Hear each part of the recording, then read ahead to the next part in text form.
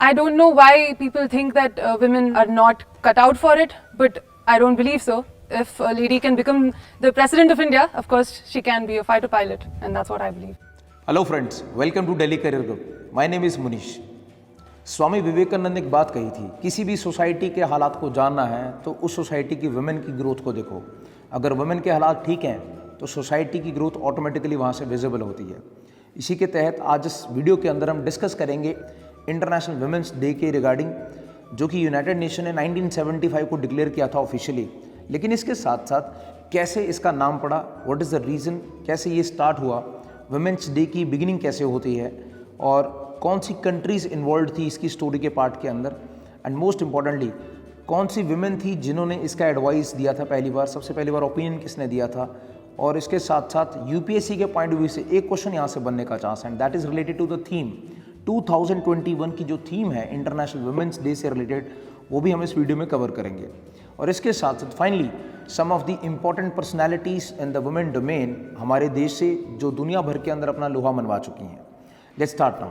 सबसे पहली चीज़, 1908 के अंदर अमेरिका का शहर है न्यूयॉर्क, वहाँ पे लगभग 15,000 वुमेन प्रोटेस्ट कर रही थी रिगार्डिंग देयर डिमांड्स। उनकी सबसे पहली डिमांड थी, they wanted less working hours, the second was the equal remuneration, that was good salary at par with the men, and finally right to vote.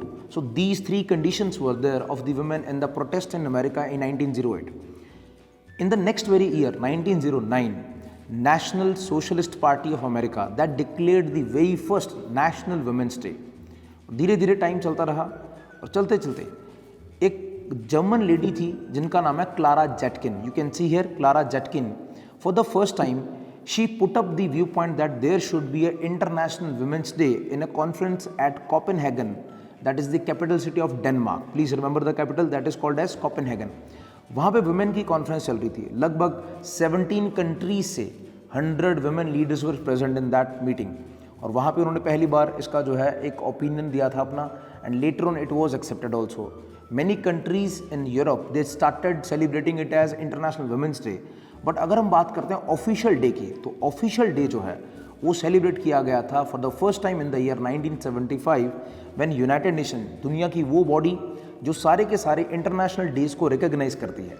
So international women's day भी जो है 1975 के अंदर पहली बार रिकॉग्नाइज किया United Nations ने, and the very first theme of international women's day was celebrating the past and planning for the future.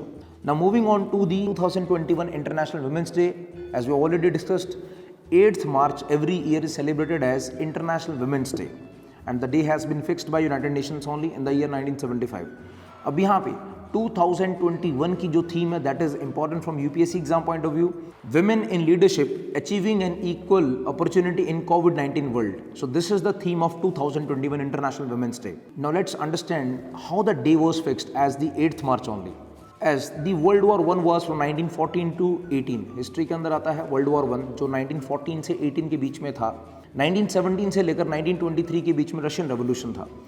Russian revolution के तहत रशिया के अंदर वुमेन्स जो थी वो भी लेबरर के तौर पे प्रोटेस्ट कर रही थी।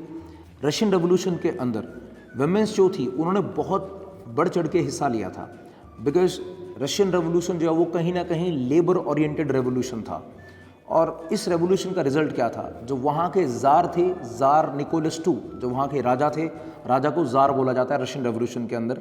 सो उस राजा को डीथ्रोन किया गया था by the protest of the people of Russia, including major women also, on the streets of Petrograd. आजकल अगर हम बात करते हैं तो रशिया में एक शहर है सेंट पीटर्सबर्ग, और उस टाइम पे इस शहर का नाम था Petrograd.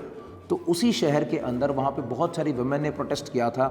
They wanted rights, they wanted basic rights in their life also. और इसी के तहत पहली बार रशिया के अंदर वुमेन को राइट टू वोट दिया गया था by the administration of Russia. So this was the result. Russian revolution के टाइम पे ही रशिया के अंदर 2 कैलेंडर चलते थे, one was Julian calendar and the other was Gregorian calendar. So जो ग्रेगोरियन कैलेंडर है और जूलियन कैलेंडर है, दोनों के बीच में there was a difference of 12 days only. Please remember the difference, that was of 12 days only. Now जो Julian calendar था उसमें उस टाइम की डेट शो हो रही थी 24 फेब, जबकि जो ग्रेगोरियन कैलेंडर था जो वहाँ पे ऑफिशियली चलता था उसमें डेट शो हो रहा था 8th March. That date according to Gregorian calendar only, 8th March was fixed as International Women's Day. So this is how that day was fixed for the first time in the history of the world. अगर हम आज बात करते हैं हमारे देश के अंदर बहुत सारी वुमेन जो हैं वो अपनी अपनी फील्ड के अंदर अपने अपने करियर के अंदर बहुत ग्रो कर चुकी हैं. फॉर एग्जांपल स्पोर्ट्स, एंटरटेनमेंट, इसके साथ साथ इकोनॉमी, मेडिकल फील्ड, साइंटिस्ट, सो बहुत सारी फील्ड है जिसमें उन्होंने ग्रो किया है. मैं यहाँ पे कुछ एग्जांपल लूँगा यहाँ पे, जिसमें हम सबसे पहले बात करते हैं स्पोर्ट्स के अंदर. The very first one is PV Sindhu. She is from the badminton sports and she is Olympic medal winner. The next one is Hima Das.